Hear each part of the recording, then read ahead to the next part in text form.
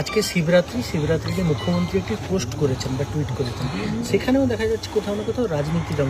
কি করেছেন তিনি, তার বিস্তারিত ব্যাখ্যা দিন। হ্যাঁ, উনি তো করেন। গতকাল পুলওয়ামা না করে তিনি গতকাল ভ্যালেন্টাইন ডে করেছেন।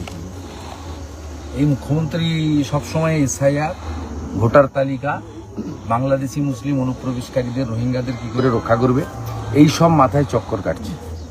আপনি ভাবতে পারেন আজ সকাল থেকে বেকার যুবকদেরকে দাঁড় করিয়ে দিয়েছে লাইনে বেকার ভাতার ফর্মের জন্য। এটা অনলাইনে করা যেত না? একদম আপনি বলুন, এটা পাবেও না। এর আগে 2013 সালে 17 লক্ষ ফর্ম ফিল আপ করেছিল, দেয়নি 17 লক্ষ যুবককে। এটা ভোটের আগে এসব করছে, সবাই জানে, পাবে না কেউ।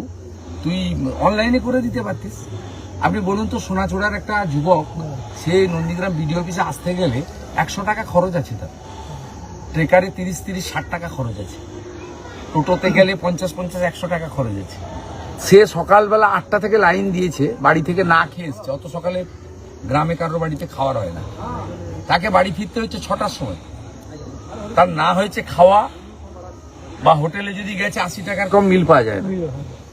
আপনি বলুন, 200 টাকা করে গড়ে পশ্চিমবাংলার যুবকদের কাছ থেকে খরচ করিয়ে দিলি, লাইনে দাঁড় করিয়ে, লম্বা লম্বা লাইন। এটা অনলাইনে করা যেত না? সবার হাতে ফোন আছে, মোবাইল ফোন, তাতে সে অনলাইন করে। এখন কোনটা অফলাইনে হয়? সব অনলাইনে হচ্ছে। এই মুখ্যমন্ত্রীর টেন্ডেন্সিটা হচ্ছে যেভাবেই হোক মিথ্যাচার করো, ক্ষমতা দখল করো। ইনিই বলেছিলেন 2021-এ ভালো পায়ে প্লাস্টার জড়িয়ে ডবল চাকরি দেবো। এইখানে বলে গেছিল নন্দীগ্রামে, পায়ে ব্যান্ডেজ জড়িয়ে ভালো পায়ে। 26-এ আপনাকে সিএম চাই।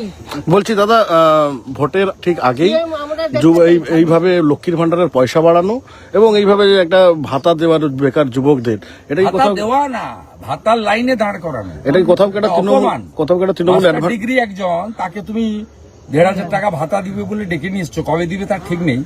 আমি তো দাবি করছি, এর আগে 17 লক্ষ যে বেকার যুবকের কাছ থেকে ফর্ম নিয়েছিল যুবক যুবতী, তার তালিকা প্রকাশ করো, তার কেজি দরে বিক্রি করলে কিনা সেই ফর্মগুলো করো। এবং শুনে আমি একটু আগে শুনে এলাম, রিসিভ কপি দিচ্ছে না। এইগুলো কি কেজি দরে বিক্রি করবে নি দাঁড়ি পাল্লাতে? দাদা, কোথাও কি একটা তৃণমূল অ্যাডভান্টেজ পাবে বলে মনে হচ্ছে? এই যে ও সব লোক নয়। হিন্দু যদি বাঁচতে চাও, বিভেদ গুলো এক হও। ঘাড়ের কাছে এসে গেছে জামাত। মানুষ বিজেপিকে আনবে, মহিলারা 3000 টাকা পাবে, বাড়ি করার জন্য যে টাকা দেওয়ার দরকার দেব, হাতে কাজ, পেটে ভাত, মাথায় ছাদ। বিজেপির অঙ্গীকার। বিজেপি মুখে বলে না, 21টা রাজ্যে করেছে। 6 মাসের মধ্যে হরিয়ানাতে 3,55,000 ভ্যাকেন্সি পূরণ করে দিয়েছে রাজ্য সরকারের। শুভ উড়িষ্যাতে 50,000 টাকা করে মহিলারা বছরে পাচ্ছে সুভদ্রা যোজনায়। এই টাকায় কিচ্ছু হয় না।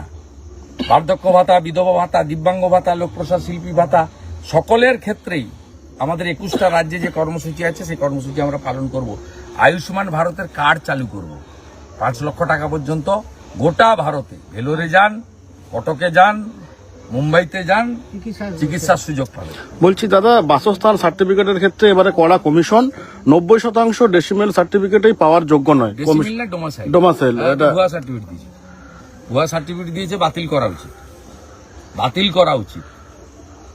করা উচিত। ওরা যা করেছে ডিএমরা জেনে গেছে। ইলেকশন কমিশনের উচিত ইমিডিয়েটলি বেশ কয়েকটা ডিএমকে সাসপেন্ড করে দেওয়া এবং এফআইআর করা জন্য। এর মধ্যে প্রথম নাম হচ্ছে দক্ষিণ 24 পরগনার অরবিন্দ মিনা। বলছি দাদা, তমলুকের একজন ব্যবসায়ী, তিনি হাইকোর্টের দ্বারস্থ হয়েছেন। তেনার যেটা দাবি যে তাকে তৃণমূলের, হ্যাঁ, তাকে মদত দিয়ে, মানে তৃণমূল থাকবে, সিন্ডিকেট থাকবে না, কাটমানি থাকবে না, রাহাজানি থাকবে না, তাহলে সুফিয়ানের জাহাজ বাড়ি হবে কি করে, শাহাবুদ্দিনের 4 তলা বাড়ি হবে কি করে?